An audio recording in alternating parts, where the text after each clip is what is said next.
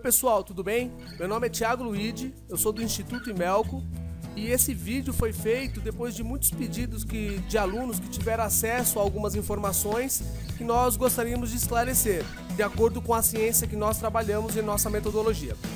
Só para explicar para vocês, no nosso instituto utilizamos a FACS, que é uma metodologia criada pelo Paul Ekman, tá? Nós temos um compromisso muito claro que é a busca pela verdade, sempre embasado em ciência e pesquisa. Todo o nosso conteúdo e conhecimento passado pela Imelco, nós nos preocupamos com a veracidade científica e nós não utilizamos o senso comum, achismo, empirismo, etc.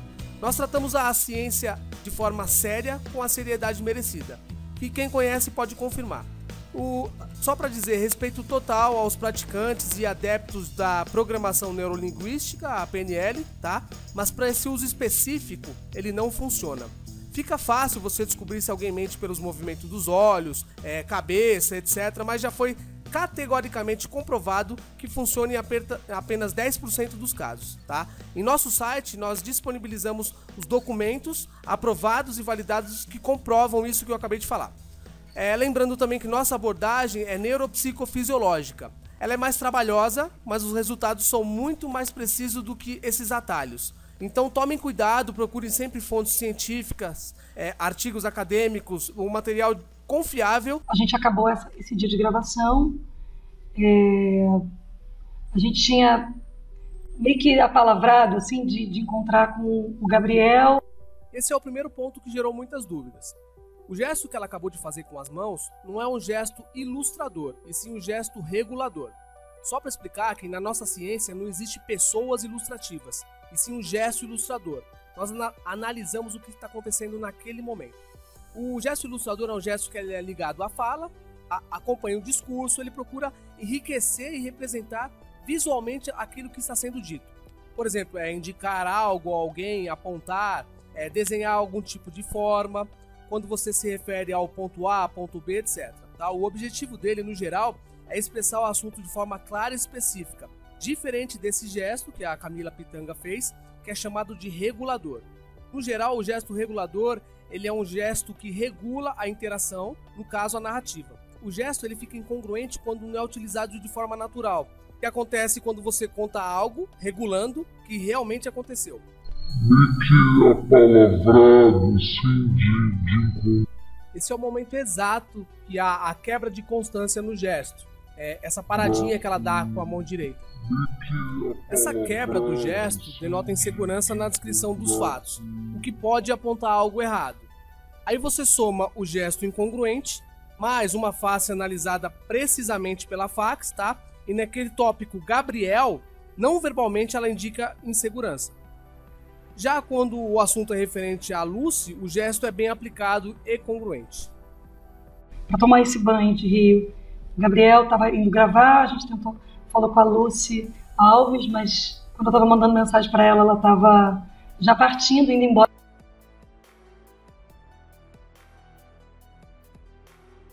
Por acaso, só nós dois podíamos ir naquela hora. Esse movimento de cabeça que ela fez na horizontal, nesse caso não tem valor emocional, e sim lógico. É outro sinal que é muito utilizado em análises, mas ele só tem valor junto de outros critérios que precisam acontecer no mesmo evento emocional, que é o tópico que está sendo discutido naquela frase. E você precisa ainda minuciosamente medir a latência das palavras e o gesto. Um pouco mais à frente eu vou explicar isso melhor. Mas resumindo, nessa hora em particular, não passa de um movimento de cabeça. É outro gesto que frequentemente é mal interpretado. E como esse é um vídeo esclarecedor, não muito técnico, eu vou só dar um exemplo para vocês de como é fácil você errar por esse gesto. Imagine que está na cabeça dela a frase "não tem nada demais". Se ela vai verbalizar ou não, não importa, mas está formulada na cabeça dela. Só dela pensar na palavra "não" já é suficiente para o SNA, Sistema Nervoso Autônomo, e o Sistema Límbico emitir esse gesto de negação com a cabeça. Então tomem cuidado com esse gesto. Só nós dois podíamos ir naquela hora. Só nós dois podíamos ir naquela hora. E o que tem de mais valor nessa parte é o que é mostrado após a verbalização. Então aparentemente é uma expressão de tristeza, mas se você analisar de forma minuciosa pelo movimento muscular involuntário, pela FACS, né, que é a medição da microexpressão, você consegue diferenciar a tristeza do medo.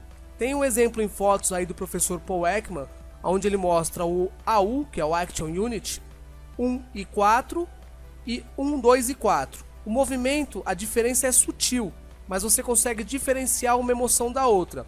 Então, mesmo que ela tente esconder algo atrás de uma expressão que ela deliberadamente colocou, quando você mede pela musculatura, você não tem como esconder. A gente ia para outro lugar.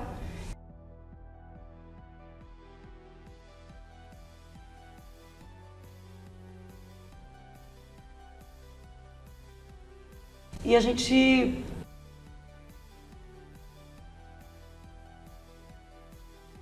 acabou achando que era mais simples ir ali.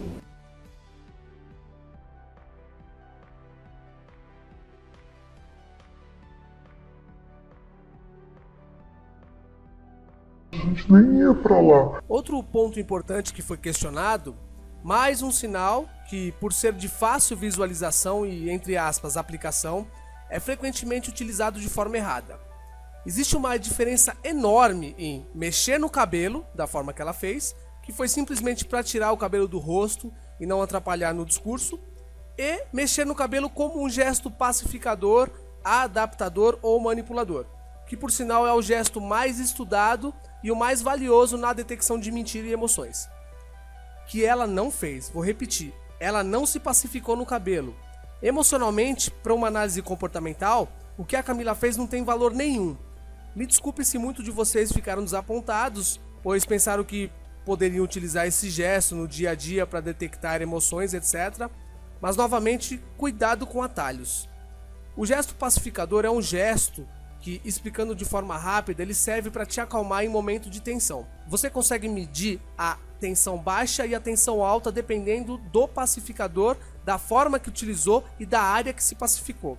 Pode também ser pelo cabelo, mas ela teria que se autoconfortar fazendo o gesto. A gente nem ia pra lá. A gente ia